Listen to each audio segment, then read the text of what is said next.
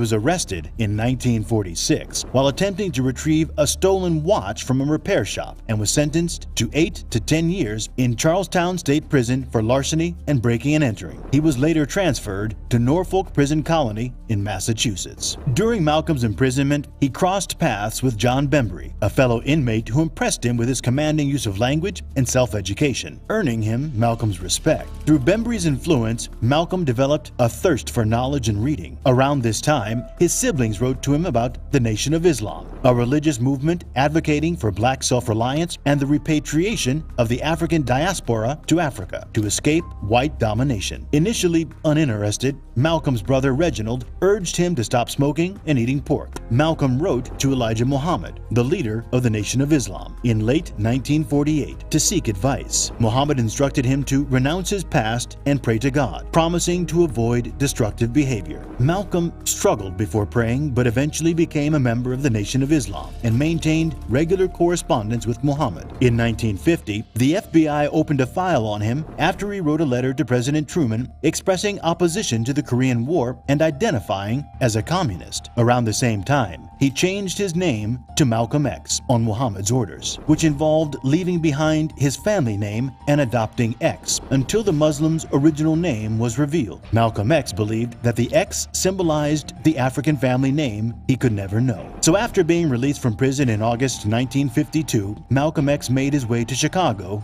to meet with Elijah Muhammad, the leader of the Nation of Islam. From there, he was named assistant minister at the nation's Temple No. 1 in Detroit in June 1953. Later that year, he established the nation's Temple No. 11 in Boston and expanded Temple No. 12 in Philadelphia in March. 2 months later, he was chosen to lead Temple No. 7 in Harlem, where he quickly increased its membership. The FBI started keeping an eye on Malcolm X in 1953, but shifted their focus from his possible communist ties to his rapid rise in the Nation of Islam. Despite their surveillance, Malcolm X continued to successfully recruit members for the Nation of Islam in 1955. He established temples in Springfield, Massachusetts, No. 13, Hartford, Connecticut, No. 14, and Atlanta, No. 15, with hundreds of African Americans joining every month. In addition to his impressive speaking skills, Malcolm X had a striking physical presence. He was 6 foot 3 inches tall and weighed around 180 pounds. Writers have described him as powerfully built and mesmerizingly handsome, always impeccably groomed. Malcolm X came into the national spotlight in 1957 following an incident involving one of his fellow Nation of Islam members, Hinton Johnson. On April 26 of that year, Johnson and 2 other Nation of Islam members saw 2 New York City police officers beating an African-American man with nightsticks. When they tried to intervene and told the officers that they were not in Alabama but in New York, one of the officers turned on Johnson, beating him so badly that he suffered brain contusions. All 4 African-American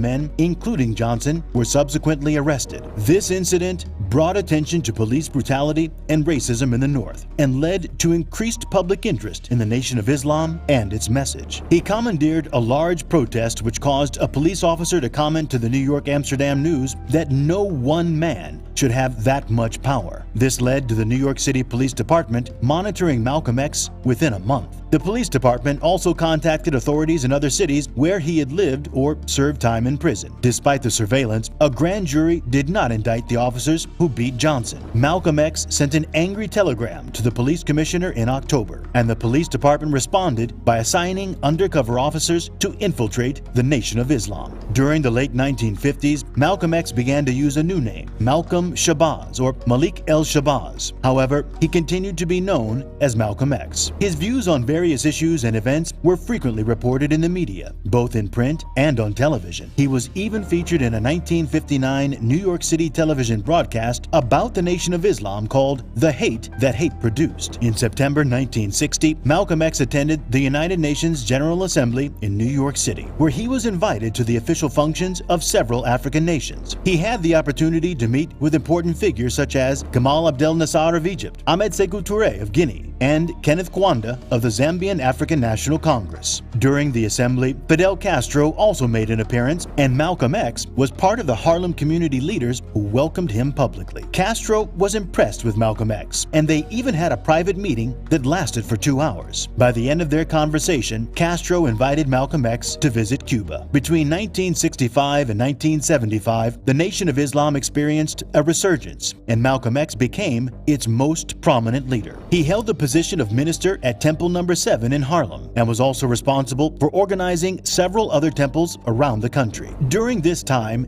he developed a close relationship with Elijah Muhammad, the founder of the Nation of Islam. In 1964, Malcolm left the Nation of Islam and converted to Sunni Islam, changing his name to El-Hajj Malik El-Shabazz. He made a pilgrimage to Mecca and discovered that Islam was not inherently racist. He also became more politically moderate, distancing himself from the Nation of Islam's separatist views. Malcolm's departure from the Nation of Islam was not smooth. Elijah Muhammad became increasingly concerned about Malcolm's growing popularity and his criticism of the nation's leadership. At the same time, Malcolm began to hear rumors of Elijah Muhammad's infidelities, which caused a rift between the two men. Malcolm X played a significant role in the Nation of Islam's rise in membership during the 1950s and 1960s, with estimates ranging from 500 to 75,000 members. He was considered the group's second most influential leader after Elijah Muhammad. Malcolm X's influence even extended to famous boxer Cassius Marcellus Clay Jr., who he inspired to join the nation and change his name to Muhammad Ali. The two became close, and Ali even brought Malcolm X and his family to watch him train in Miami in 1964. One Night in Miami, the 2020 thought-provoking film adaptation of Kemp Powers' play, vividly explores the relationship between Malcolm X and Muhammad Ali. After Malcolm X left the Nation of Islam, he attempted to persuade Ali to convert to Sunni Islam with him, but Ali instead cut ties with him, later admitting that it was one of his greatest regrets. Malcolm X also mentored Louis X, who later became known as Louis Farrakhan, and eventually rose to lead the Nation of Islam. Additionally, he served as a mentor and confidant to Elijah Muhammad's son, Wallace D. Muhammad, who expressed doubts about his father's teachings. Wallace was excommunicated from the Nation of Islam multiple times, but was eventually readmitted. Ultimately, Malcolm was silenced by the Nation of Islam and ultimately suspended from the organization. Despite this setback, Malcolm X's popularity with the media had grown significantly, and some members of the Nation of Islam felt that he posed a threat to Elijah Muhammad's authority. The interest of publishers in Malcolm X's autobiography was evidence of his appeal to the public. In 1963, Louis Lomax wrote a book about the nation titled When the Word is Given, which prominently featured a photograph of Malcolm X on the cover. Lomax also included 5 speeches by Malcolm X, while only featuring 1 by Elijah Muhammad, a fact that angered and made Muhammad envious. In a public announcement on March 8, 1964, Malcolm X declared his departure from the Nation of Islam. Despite remaining a Muslim, he believed that the organization's inflexible teachings had reached their limits. He shared his plans to establish a black nationalist group with the goal of raising the political awareness of African Americans. Malcolm X also expressed his eagerness to collaborate with other civil rights leaders, a move that Elijah Muhammad had previously prevented him from making. Malcolm X founded 2 organizations after leaving the Nation of Islam: the Muslim Mosque Inc. (MMI), which focused on religion, and the Organization of Afro-American Unity (OAAU), a secular group that promoted Pan-Africanism. In March 1964, he had a brief encounter with Martin Luther King Jr. in Washington, D.C. during the Senate's discussion of the Civil Rights Bill, which was documented in photographs. Malcolm X delivered a speech in April called "The Ballot or the Bullet," urging African Americans to exercise their right to vote wisely, but warning that violence might be necessary if the government continued to obstruct their full equality. Following his departure from the Nation of Islam, Malcolm X was introduced to the Sunni faith by several Sunni Muslims, and he soon converted. So in 1964, things got really intense for Malcolm X as he continued to have conflicts with the Nation of Islam. He received repeated threats throughout the year. In February, someone from Temple No. 7 actually bombed his car, and in March, Elijah Muhammad was recorded saying saying that hypocrites like Malcolm should have their heads cut off. Then in April, Muhammad Speaks published a cartoon showing Malcolm X's severed head bouncing around. The threats didn't stop there. In June, Betty Shabazz, Malcolm X's wife, received a call saying her husband was as good as dead. And just 4 days later, an FBI informant was tipped off that Malcolm X was going to be killed. On top of that, the nation sued to take back Malcolm X's home in East Elmhurst, and his family was ordered to leave. But the night before the hearing to postpone the eviction, the house was set on fire and destroyed. Things just kept escalating. In July, John Ali, who was suspected of being an undercover FBI agent, said that anyone who opposes the Honorable Elijah Muhammad puts their life in jeopardy. And in December, Muhammad Speaks published an article saying that such a man as Malcolm is worthy of death. Despite all of this, Malcolm X continued to stand up for what he believed in. In fact, Ebony magazine published a photo of him in September of that year holding an M1 carbine and looking out a window as a way to show his defiance in the face of these threats. In 1965, Malcolm X stated in an interview with Gordon Parks that he believed the Nation of Islam was attempting to assassinate him. Just 2 days later, while preparing to speak at the Organization of Afro-American Unity in New York, chaos erupted in the audience. As Malcolm X and his bodyguards attempted to calm the situation, a man rushed forward and shot him once in the chest with a sawed-off shotgun. 2 other men charged the station and fired semi-automatic handguns. Malcolm was rushed to Columbia Presbyterian Hospital, but died at 3:30 p.m. the same day. The autopsy revealed that he had suffered 21 gunshot wounds, including 10 from the initial shotgun blast.